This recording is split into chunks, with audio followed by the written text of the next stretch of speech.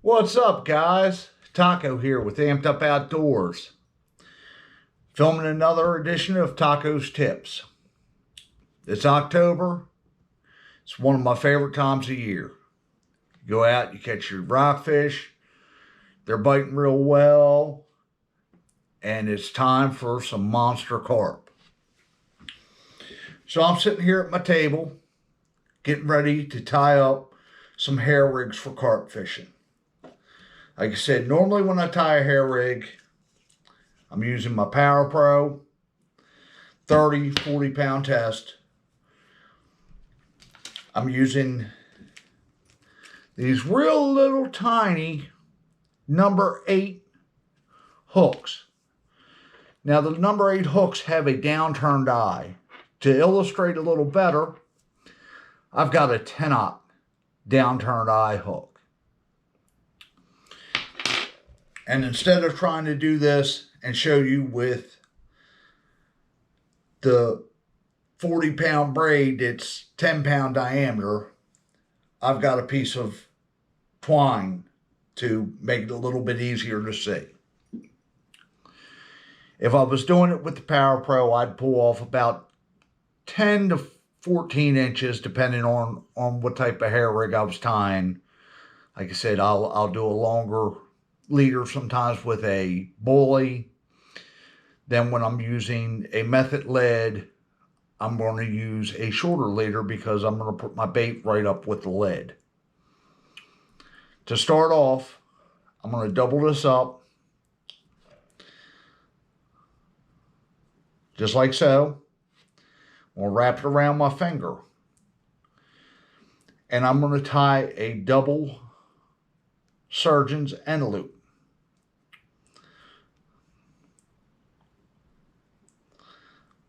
Basically, you just make the loop around your finger. You take your original loop.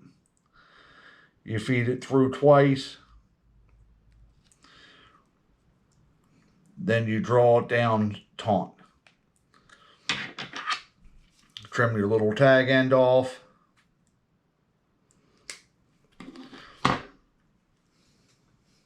And you have your double surgeon's end loop. You can use whatever type of loop knot you prefer. This is one that I'm familiar with and I know I tie well, so that's normally what I use. Then I'm going to take and feed my line through the eye of the hook and draw it up.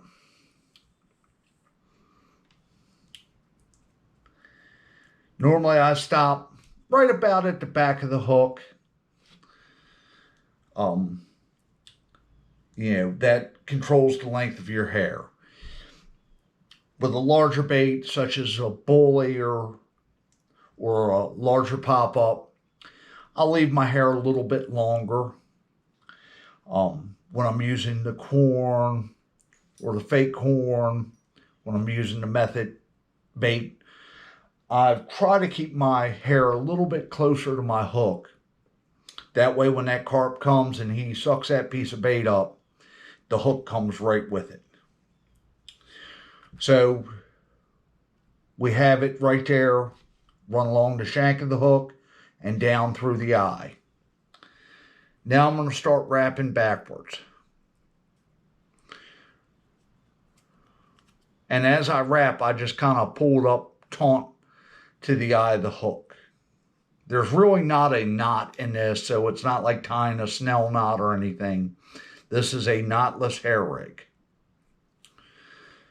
I just continue wrapping back and tightening it up as I go.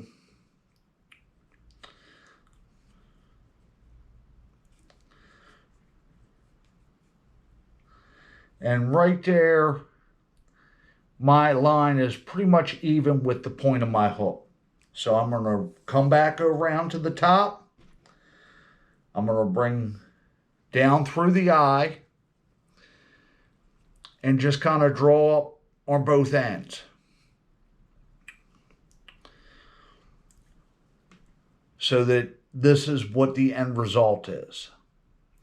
My hair's here. My leader's here. and the hook's here. At the other end, I use another double surgeon's end loop.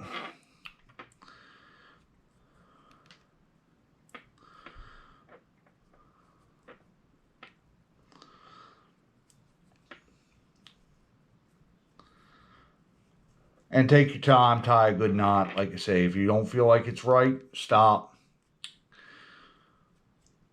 and redo it.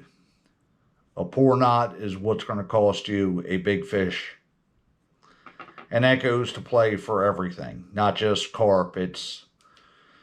That'll play for a rockfish, a snakehead. If you tie a rush knot, you'll end up losing a fish on it.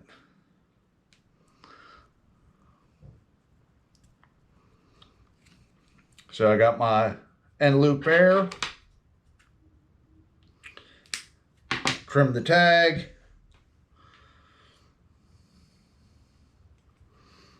And this is your finished rig.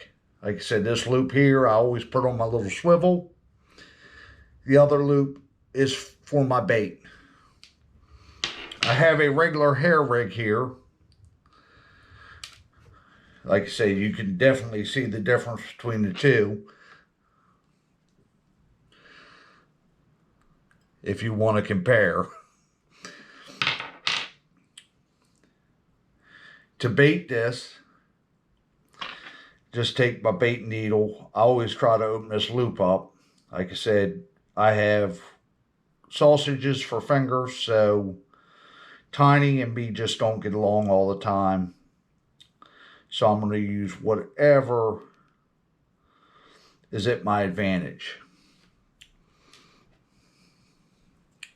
I'm going to take my bait needle. I'm going to feed it through my piece. I'm using a piece of fake corn.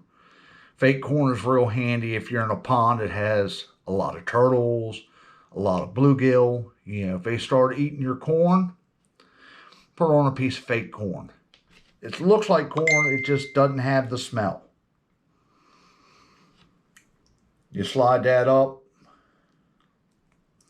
just like so, and slide it onto the hair. Then I'm going to take a bait stop. These are bait stops. Again, they're super tiny. They come in a little thing like that. You break them off one at a time. It kind of looks like a little barbell. I slide my bait stop through my loop. Then I'm going to slide my bait back against the bait stop.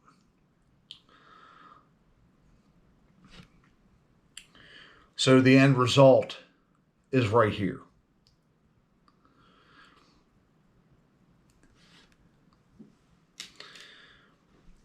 You know, on your hair length, like I said, as you tie these up, you'll get a feel for what you do. And I'm not a machine, so every one of my hair rigs is different. I have my little case here.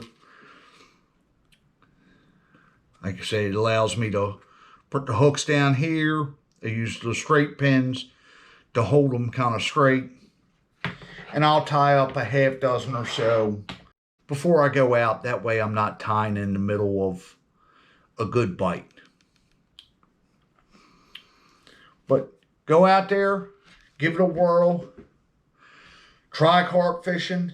It is fun. Like I said, there's not too many places you can go and not find a carp. And you're going to be hard pressed to find a freshwater fish that pulls and bulldogs like a carp does. Yeah.